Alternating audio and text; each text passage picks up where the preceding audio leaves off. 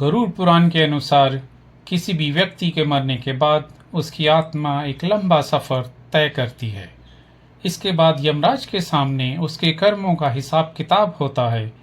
अपनी अधूरी इच्छाओं की पूर्ति के लिए जो आत्माएं भटकती रहती हैं, उन आत्माओं को शांति प्राप्त नहीं होती, जिसके लिए एक विशेष कर्म किया जाता है, जिसे हम श्राद्ध कहते हैं। श्राद्ध शब्द श्रद्धा से बना है, इसीलिए कहा जाता है कि अगर पितरों के प्रति आस्था ना हो तो श्राद्ध का कोई महत्व नहीं रह जाता। इस दौरान उन आत्माओं को भी पिंडदान से मुक्ति मिल जाती है, जिनकी अकाल मृत्यु हो जाती है।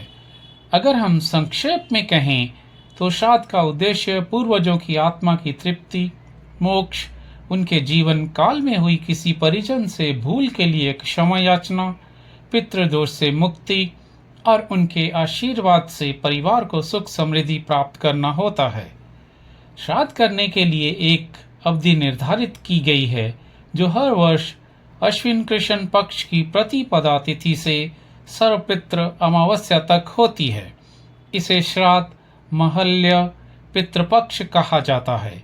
किसी भी दिवंगत परिजन की पहली वर्षी हमेशा मृत्यु की तिथि से 12 महीने पहले व 11 महीने पूरे होने के बाद आने वाले कृष्ण पक्ष के दौरान किए जाने की मान्यता है।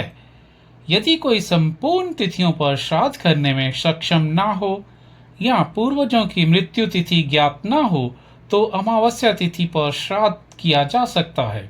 शास्त्रों में वर्णित है कि पूर्वज देवतुल्य होते हैं, इसीलिए देवताओं से पहले पितरों को प्रसन्न करना अधिक कल्याणकारी समझा गया है। शास्त्रों में ये भी मान्यता है कि पितृपक्ष में पूर्वज धरती पर आकर अपनों का ख्याल रखते हैं। श्राद्ध करने के पीछे एक महत्वपूर्ण वजह यह भी है कि पूर्वजों के कारण ही परिजनों का अस्तित्व होता है, जिनके गुण और कौशल विरासत में मिलते हैं। श्राद्ध इस ऋण से मुक्ति दिलाने का एक मार्ग है और उसके प्रति आभार प्रकट करने का तरीका भी है कि वह अभी भी परिवार का हिस्सा हैं।